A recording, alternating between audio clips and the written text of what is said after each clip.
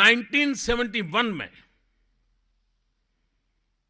जबकि श्रीमती गांधी इस देश में राज करती थी, एक वांछू कमेटी बनी थी, जिस वांछू कमेटी का एक रिपोर्ट आया था और जिसमें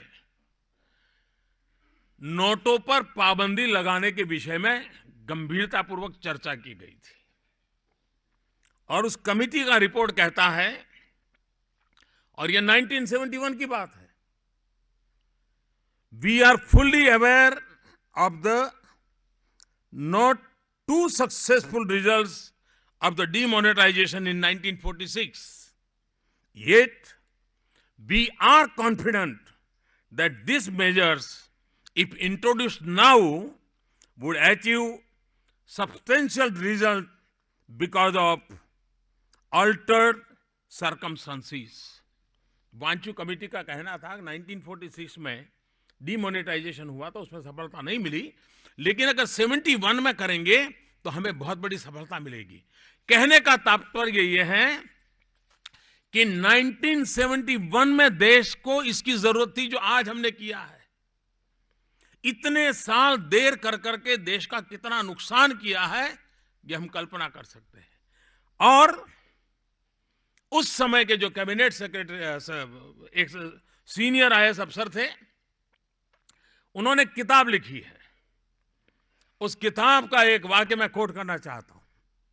उस किताब में श्रीमान माधव गोडबोले की किताब है, unfinished innings, recollections and reflections of a civil servant.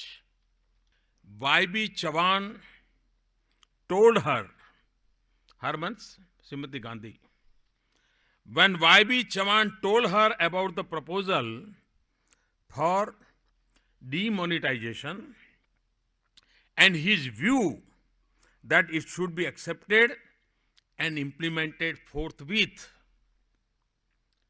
उन्होंने आगे वर्णन किया है, इंदिरा जी ने चौहान के सामने देखा,